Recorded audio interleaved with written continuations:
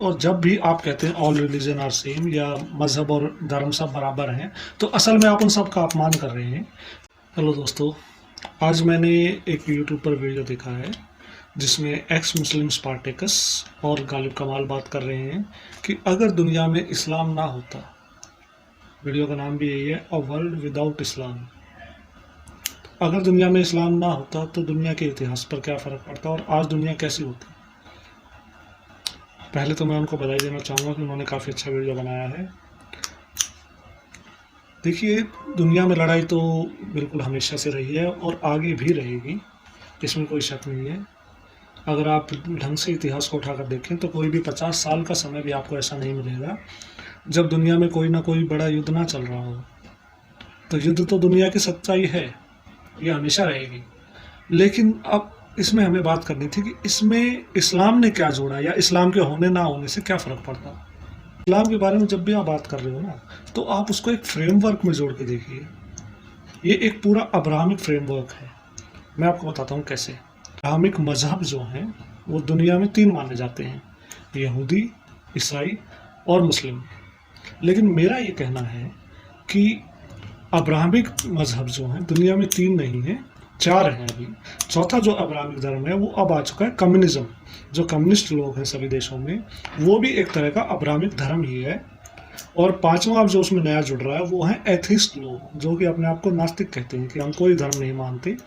लेकिन वो भी उसी तरह से कट्टर हैं जैसे कि अब्राहमिक लोग होते हैं, अपने अपने एक भगवान को लेकर कि हमारा जिस तरह की अब्राहमिक आप समझेंगे अगर अब्राहमिक मज़हब को, तो उसमें आवश्यक क्या होता है कि आपका एक पर्टिकुलर भगवान है जो कि सिर्फ वही हो सकता है, उसके अलावा कोई नहीं हो सकता। जैसे यहूदियों के बारे में थोड़ा कम जानता हूँ तो उनका कोई है, ईसाइयों में जीसस और गॉड है जो कि बस वही है, उसके अलावा किसी को होने की छूट नहीं है। मुस्लिम आए तो उनमें भी सिर्फ अल्लाह है, अल्लाह के अलावा कोई नहीं हो सकता। इसी तरह से कम्युनिस्ट में भी आपका एक कम्युनिस्ट तानाशाह होता है। जैसे कि चीन में आज आप बात करें तो जी जिनपिंग है, माओ थे उससे पहले। तो जो कम्युनिस्ट तानाशाह है, आज के समय में आप देखेंगे सारी दुनिया के कम्युनिस्टों को अपने देश से दिक्कत होती है, वो उसको तोड़ने में लगे रहते हैं। चीन के लिए उनके दिल में हमेशा फूल खिले रहते हैं। पहले यही हाल रूस के लिए था। दुनिया में कहीं का भी कम्युनिस्ट होगा उसकी वफादारी रूस के लिए होती थी, अब वो चीन के लिए हो गई है। और सिर्फ चीन ही नहीं, चलिए आज उसको छोड़ देते हैं, अभी हमारा कम्युनिज्म नहीं है आज का टॉपिक। तो अब्राहमिक हम बात कर रहे थे, तो अब्राहमिक जो है ना, अगर आप सिर्फ मुस्लिम की बात ना करके हम सिर्फ अब्राहमिक्स के बारे में बात करेंगे। अब्राहमिक्स का क्या है ना, ये एक पूरा फ्रेमवर्क है।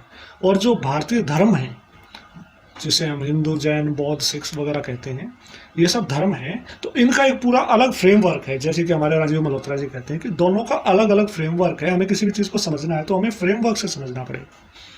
अब अगर दुनिया में अब्राहमिक मजहब ना होते, लड़ाई फिर भी होती, लेकिन अंतर क्या होता, उस पर मैं बात कर रहा हूँ।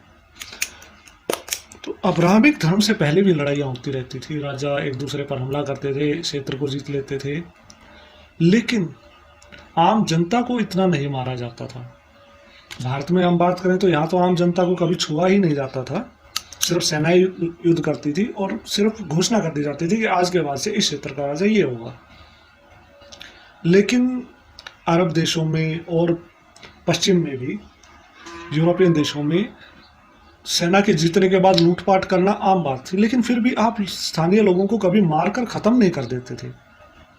आप देखेंगे कि यूरोप की सेनाओं ने जब अफ्रीका में हमले किए, अमेरिका, ऑस्ट्रेलिया, न्यूजीलैंड, कनाडा, तो उन्होंने स्थानीय लोगों को बिल्कुल मारकर ही ख़त्म कर दिया है। आज के समय में अमेरिका, ऑस्ट्रेलिया, न्यूजीलैंड, कनाडा में स्थानीय लोग 1 से 1.5% बच गए हैं सिर्फ। ये जो है ना, आम आदमी को मारने वाली जो बात है, ये अब्राहमिक फ्रेमवर्क की देन है। आज के समय में भी कहीं भी जब भी लड़ाई होती है, क्रिश्चियन, मुस्लिम लोग, अब्राहमिक धर्म से भी हम बात करते हैं, अब्राहमिक मजहब जहाँ भी है, आज के समय में भी जब भी लड़ाई होती है तो वो आम लोग हमेशा उसमें शामिल हैं। उनकी लड़ाई सेनाओं की लड़ाई नहीं होती कभी भी, वो हर आदमी की लड़ाई है। उनका हर आदमी सैनिक होता है और सबकी ही लड़ाई होती है। तो इस वजह से पिछले 2000 सालों में आम आदमी जो है वो बहुत ज़्यादा मारा गया है। पहले युद्ध सिर्फ सेनाओं के बीच में होते थे मुख्यतः। अब क्या है कि आपकी पूरी की पूरी जनसंख्या जो है वो सैनिक है और सभी को मारा जाएगा। तो अब्राहमिक धर्मों ने जो पिछले, क्षमा कीजिए बार बार धर्म बोलने की आदत है, अब्राहमिक मजहब ने जो दुनिया को दिया है, वो सबसे बड़ी बात ये दी है कि आप अब आम आदमी को मारते हैं, जिसका कोई लेना देना नहीं है, जिसको कोई खास मतलब भी नहीं होता। अगर आप दुनिया में कहीं भी एक आम आदमी को पकड़ें तो असल में उसको मजबूरी में जो बोलना पड़ता है वो अलग बात है, लेकिन असल में हर आम आदमी यही चाहता है कि मेरा परिवार ठीक रहे, मेरे बच्चे ठीक रहें, हमें एक अच्छा आराम का जीवन मिले। उसको कोई फ़र्क नहीं पड़ता कि सारी दुनिया मुस्लिम है, क्रिश्चियन है, हिंदू है, बौद्ध है, जो भी है, उसको इस बात से कोई फ़र्क नहीं पड़ता। अब्राहमिक मजहब की जो सबसे बड़ी देन है वो यही है कि पहले सिर्फ सेनाओं के बीच में युद्ध होते थे, अब आम आदमी को भी मारा जा रहा है हर जगह। तो इस वजह से दुनिया के हालात बहुत ही ज़्यादा उलझ गए हैं। अगर अब्राहमिक धर्म नहीं होते तो तेल की लड़ाई तब भी हो रही होती, तब भी सऊदी अरब, इराक वगैरह और सब इलाके में तानाशाह होते, लेकिन आम आदमी का इतना बुरा हाल फिर नहीं होता। अब एक मेरी शिकायत है स्पार्टेकस, गालिब कमाल और ऐसे और बहुत सारे लोगों से कि आप लोग पश्चिम की तरफ मुँह करके पैदा होते हो। देखिए मैं समझाता हूँ, आप लोगों ने बात की कि अगर इस्लाम नहीं होता तो क्रिश्चियनिटी शायद यहाँ तक फैली होती, ईरान तक आई हुई थी, पाकिस्तान शायद आज क्रिश्चियन देश होता। क्यों होता भाई? क्या दुनिया में सिर्फ पश्चिम ही है जो 2-3 अरब से निकले हुए मज़हब हैं? क्रिश्चियनिटी भी तो अरब से ही निकला है, जेरूसलम से ही निकला है। तो क्यों होता पाकिस्तान, क्यों क्रिश्चियन होता? क्या हम लोग नहीं हैं यहाँ पर? अगर आप देखेंगे इस्लाम के आने से पहले अफ़गानिस्तान, पाकिस्तान, इन दोनों ही क्षेत्रों में हिंदू और बौद्ध लोग बड़े आराम से रहते थे। आप ये बिल्कुल भी नहीं कह सकते कि पाकिस्तान एक बौद्ध क्षेत्र था, बल्कि अफ़गानिस्तान में उससे ज़्यादा बौद्ध थे। अफ़गानिस्तान और कश्मीर सिर्फ बौद्ध ही नहीं, शिव पूजा के भी बहुत ही बड़े स्थान रहे हैं, आप इतिहास में देखेंगे तो अगर इस्लाम नहीं रहा होता तो ये क्षेत्र हो सकता है पूरा हिंदू होता, हो सकता है पूरा बौद्ध होता, और उसमें कोई फ़र्क नहीं है। हिंदू होता, बौद्ध होता, उससे कोई दिक्कत नहीं होती। आप कभी भी नहीं देखेंगे कि हिंदू और बौद्ध आपस में ऐसे मारा मारी कर रहे हैं, लड़ रहे हैं। अब जो गालिब कमाल जी ने कहा कि सभी रिलीजन एक बराबर हैं, खैर आप लोगों ने मजहब ही देखे हैं तो आप उस हिसाब से कह रहे हो, मैं उसको गलत नहीं कहता, लेकिन ये समझना ज़रूरी है कि हिंदू धर्म, बौद्ध हो गए, जैन हो गए, सिख हो गए, सभी लोग ये कि थोड़ा सा इनको अलग इसलिए रखते हैं क्योंकि इनका फ्रेमवर्क अलग है और अब्राहमिक फ्रेमवर्क अलग है।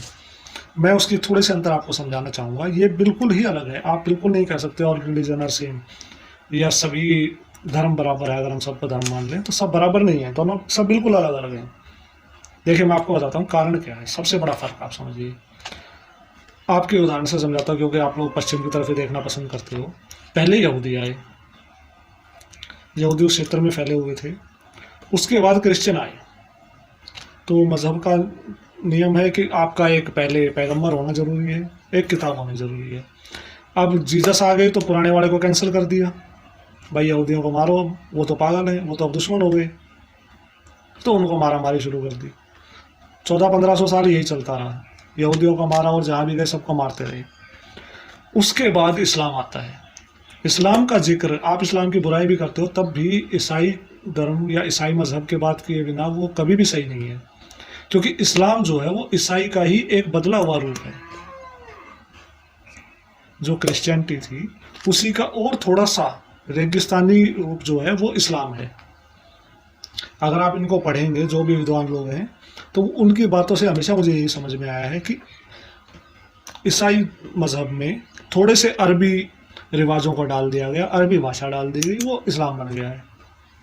अब ईसाई के सारे नियम जो हैं वो रोम में बैठ के थोड़े पढ़े लिखे लोगों ने लिखे हैं तो उस तरह के हैं, और इस्लाम के क्योंकि थोड़े से वहाँ पढ़े लिखे लोग नहीं थे इतने, तो उस हिसाब से उन लोगों ने अपने हिसाब से लिख लिए हैं।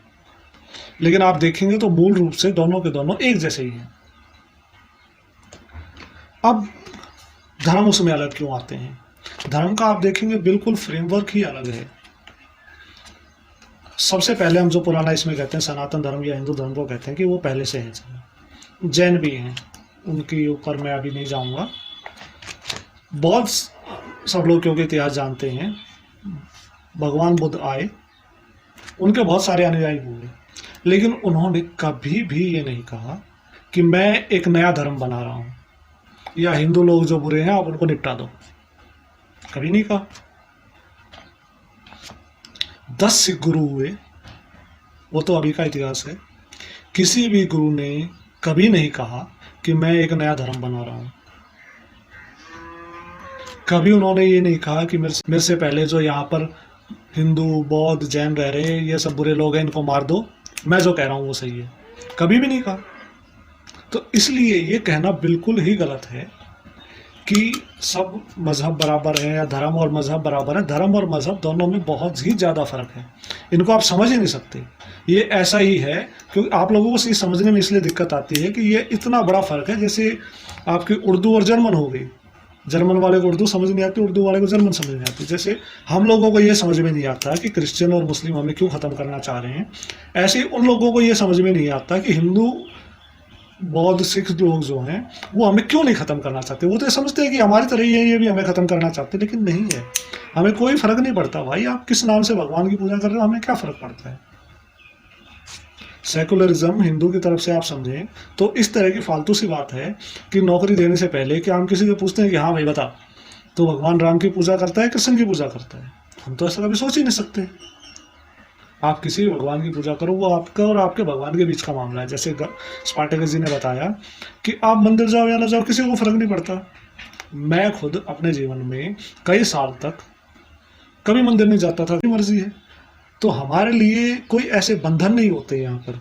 जो धार्मिक फ्रेमवर्क है ना, उसमें कोई भी बंधन नहीं है। जैसे मारिया विर्थ से मैंने सीखा था कि अगर आप चर्च नहीं जाते हो, तो वो कहती थी कि जब मैं 7-8 साल की बच्ची थी जर्मनी में, तो अगर मैं एक दिन चर्च नहीं गई हूँ तो जब तक फादर से मैं माफ़ी नहीं मांग लेती तब तक मेरे पैर कांपते थे कि गॉड मुझे नरक में डाल देगा।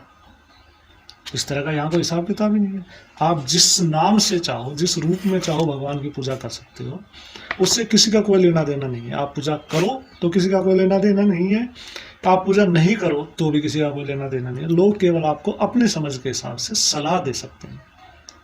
तो इसलिए हमारे फ्रेमवर्क बहुत अलग है, ठीक है।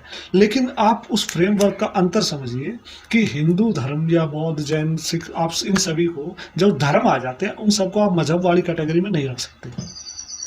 और जब भी आप कहते हैं ऑल रिलीजन आर सेम या मजहब और धर्म सब बराबर हैं, तो असल में आप उन सब का अपमान कर रहे हैं। क्योंकि मजहब में तो और किसी के होने की इजाज़त ही नहीं है, और धर्म में सबके होने की इजाज़त है। तो दोनों तो कभी सही नहीं हो सकते, दोनों में से कोई एक सही है। कोई भी सही हो सकता है, हमें उससे कोई फर्क नहीं पड़ता, लेकिन दोनों सही नहीं हो सकते। ये अब आपको फैसला करना है कि आपके लिए कौन सा सही है। ये आपके और भगवान के बीच की बात है, इसमें और किसी को आने का अधिकार नहीं है। तो ये मेरे विचार थे।